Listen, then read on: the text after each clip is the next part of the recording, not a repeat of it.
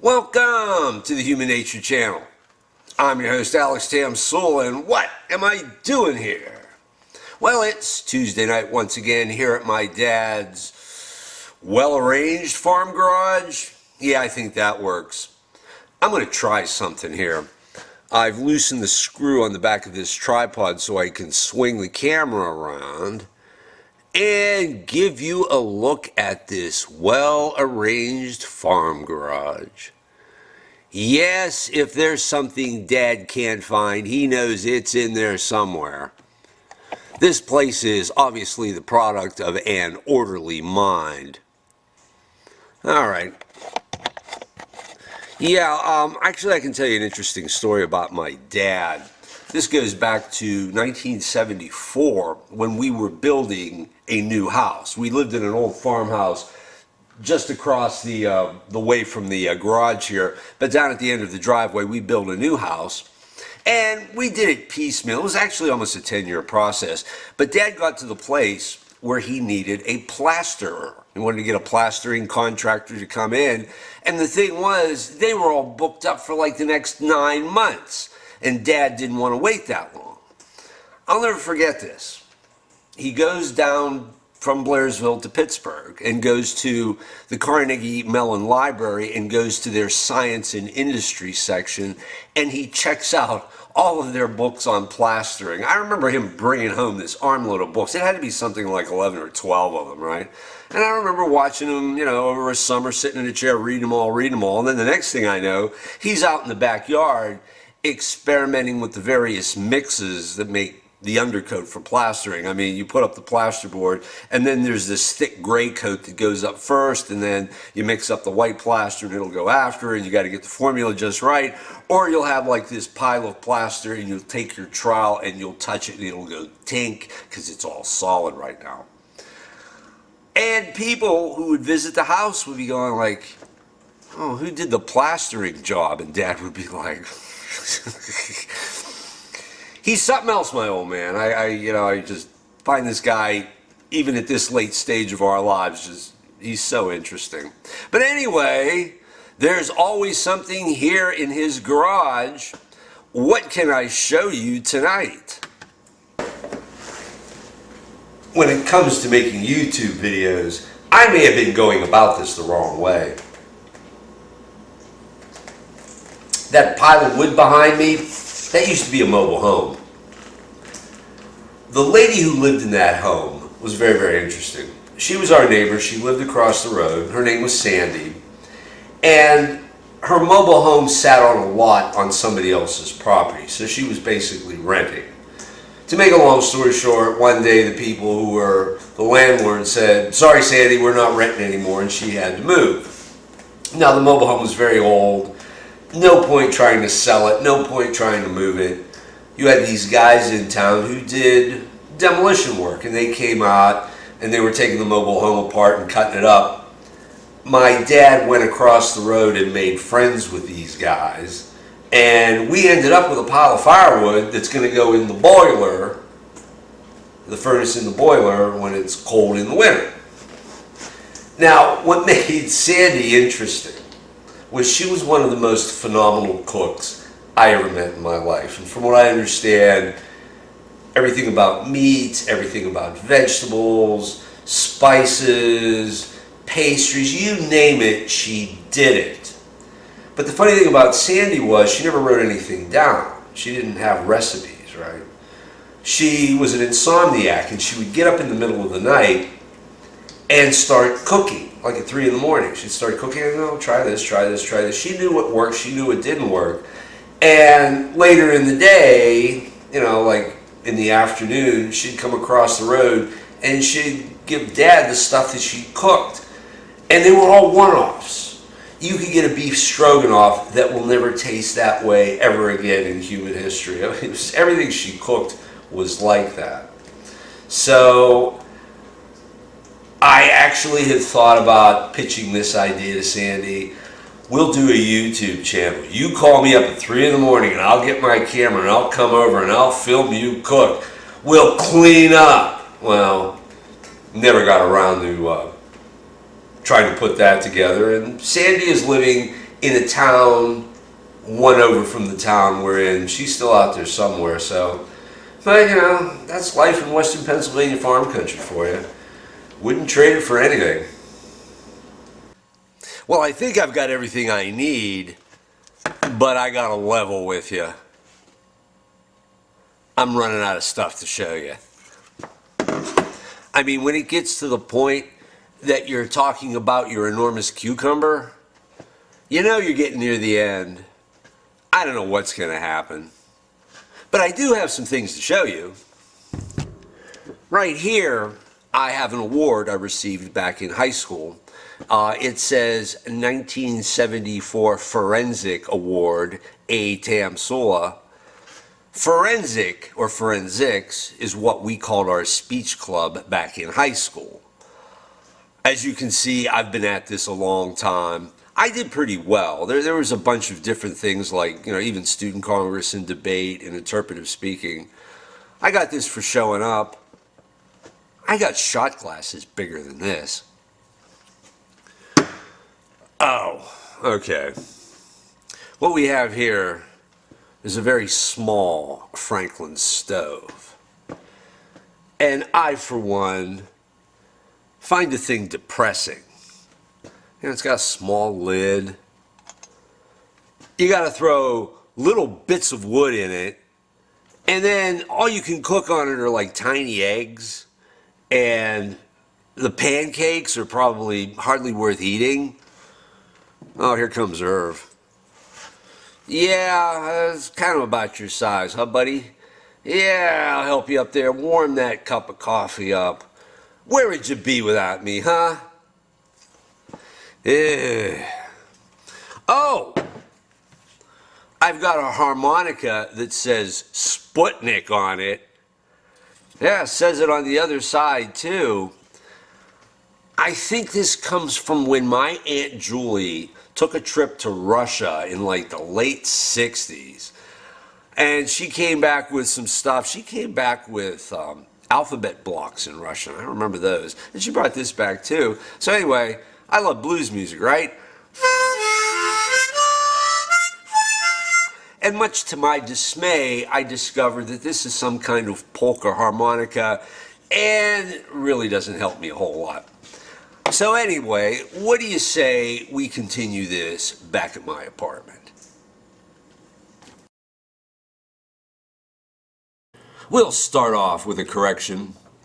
It has been brought to my attention that calling the FIT report the Field Investigation Team Report, like I did in my last video, was an error. The acronym FIT actually stands for the Force Interrogation Team Report, with the word force referring to the police force. It's a little embarrassing for me to admit this mistake since I already knew the story of how FIT came to run the investigation. Give me 20 push-ups. Sir, yes, sir.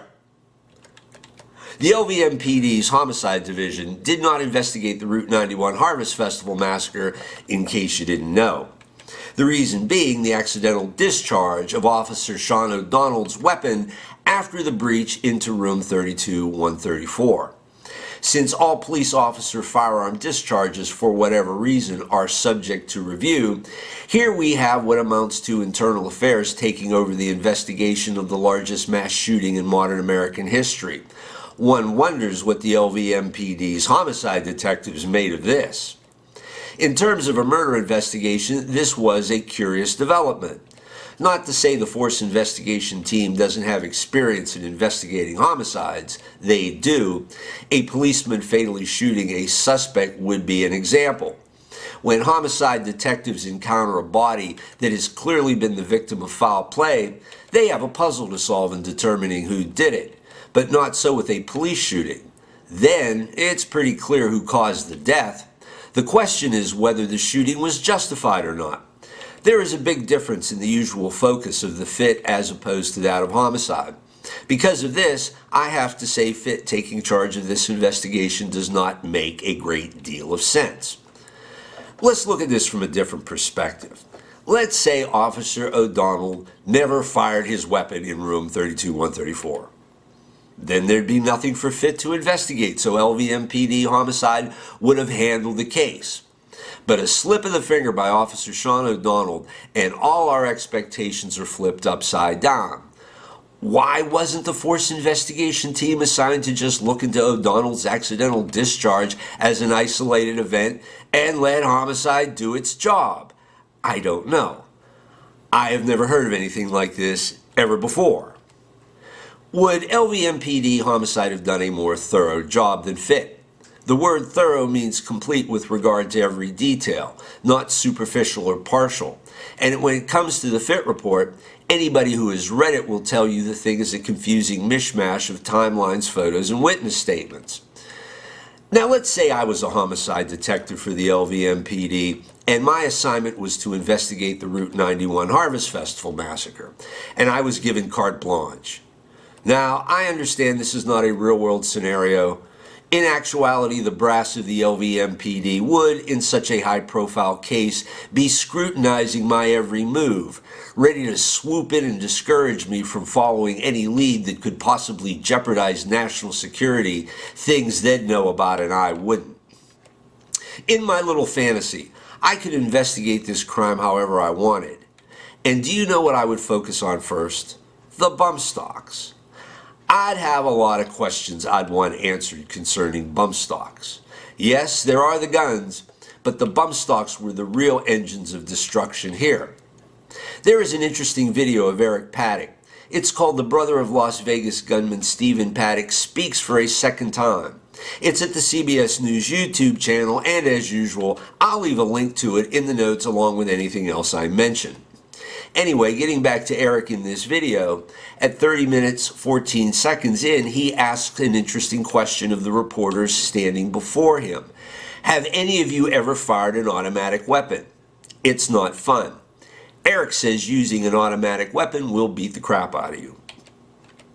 Here is what is so counterintuitive about the bump stock. All it is a gimmick.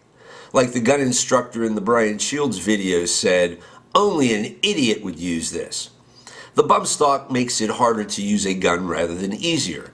It doesn't improve your ability to shoot like, say, a scope does. A bump stock was only for people who wanted the simulated experience of firing an automatic weapon, also meaning they wanted to get beat up briefly while trying to hit the broadside of a barn. To a serious shooter, a bump stock is a joke. Yet somewhere along the line, somebody took a look at this piece of shit that is the bump stock and said, you know, with one of these, you could dump a lot of lead from up high on a bunch of unsuspecting people, which is exactly what happened. It is an insidious idea and most certainly the work of a diabolical mind. To be able to look at that piece of firearm add-on junk and see mass death takes an evil imagination. As the carte blanche homicide detective, I want to know if Stephen Paddock had the ability to see those types of possibilities in the lowly bump stock. Was it his idea to use it that way while still being aware that using it would be a physically demanding act? Did Stephen Paddock have a mind that diabolical? Or did somebody give him the idea? See, that's some of the problems I have when listening to Eric talk about Steve. The brother he knew does not come off as somebody diabolical, as somebody capable of demonstrating that degree of indifference to human life. We hear a lot of things about Stephen Paddock. He was living a life a lot of poor people would envy, something not uncommon for people with marketable math skills. Yet somehow Paddock makes the leap from that life, and it is a big leap, into something resembling a Serb militia member with a Kalashnikov standing on the back of a truck and mowing down the inhabitants of some Muslim village in Bosnia back in the 1990s. Eric tells us elsewhere that Stephen did what he did because the casinos were disrespecting him.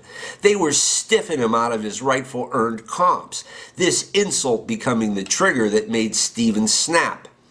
Even though Stephen Paddock, with his accumulation of guns starting in 2016, seemed to be planning some kind of massacre, Eric tells us Paddock's real goal was to punish the casino industry over their treatment of him. Why then did Stephen Paddock keep gambling at that son of a bitchin' casino even on the day of the shooting as if he'd always be a member of the leisured class? My problem, says the carte blanche homicide detective, with Stephen Paddock doing what he did at that level of brutality is that it feels almost Eastern European in nature. Take out one of our villages and one of these days we'll take out one of yours. At this point, the detective closes his notebook and calls it a day.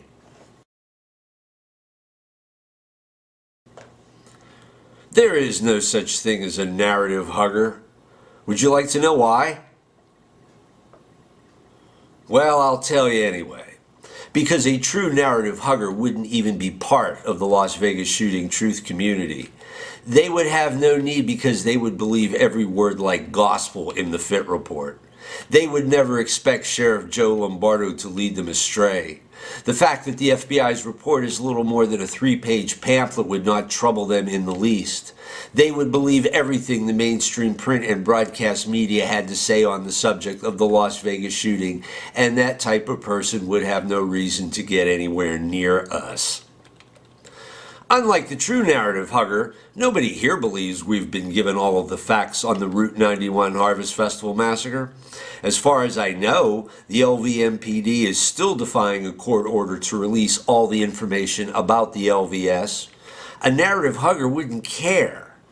I don't know why people even bother to say to other creators, well, you're a narrative hugger, because you're talking to people who didn't bother to stick around. Let's say you are Yimmy the Greek and you're in the post office. You just mailed a birthday gift to a relative in Lower Slobovia and you're ready to go outside through a side door. You go up to the side door and you see it has a handle on it. If you're like Yimmy, you grab the handle. Now what do? You pull and the door doesn't open. So you pull harder. Damn thing still won't open. You grab the handle with both hands and you put one foot against the wall and you pull with all your might. Still nothing happens. In a flash, you realize this won't do. In one final act of desperation, you push instead. The door opens outward and you leave the building. You're free. If you or Yimmy took the time to examine the door closely, you'd notice it is deep into the frame leading out, not flush with the wall for an inward swing. And if you looked really close under the handle, you would see a dark area like an inverted rectangle where a brass plate was attached once with raised letters at its bottom that said push, which would make perfect sense. Instead, you've got a handle without a word on it, and your first instinct is to grab and pull and it doesn't get you anywhere, or at least until you think of a different approach. Am I being silly? Maybe. But let me ask you a tough question. A year from now, how many of us in the Las Vegas shooting truth community are still going to be active? How many of us will still be making videos on the subject? And even if you're not an LVS content creator and only watch videos and comment, are you going to keep this up forever? As with any and all of the high casualty events of the last 20 years, they don't stay in the forefront of our memories indefinitely. They get crowded out by other things. It's human nature to move on. So, if we're planning on sticking around for the long haul, what's the plan? What's the ultimate outcome? What exactly are we pushing towards? That's the fundamental problem with John Cullen. It's not so much what he is proposing, it's that with his so-called evidence, it's not in service of any kind of a plan. At least Paladin played lip service to a plan. Does John Cullen offer a way forward? Not that I can see. All Cullen is a big tease. The smoking gun, he says. This changes everything, he says. He's teasing the survivors and families of the victims of the Las Vegas shooting, and that's disgraceful. Hey, Yimmy, while you're busy counting all of the times I've said Mike Turber's name, count all the times John Cullen overpromised and underdelivered, just for good measure. Imagine if somebody like Seymour Hersh, the longtime investigative journalist who, among other things, broke the story of the My Lai massacre during the Vietnam War, imagine if Hersh published a story titled "Something Fishy About the Las Vegas Shooting, Saudis Involved." Even if Hirsch never suggested helicopters were used, that would still give John Cullen's claims some foundation. But Cullen's claims have no foundation in anything except his beliefs. Unlike some people who call John Cullen a disinformation agent, basically a liar, I think Cullen actually believes his own horse shit. I've met people like that, and they can be quite convincing. But those relationships are always a dead end anyway. Is this where members of the Las Vegas shooting truth community are going to be a year from now, staring at a dead end? If we don't have some goal which we can all agree on, a dead end is where we will be.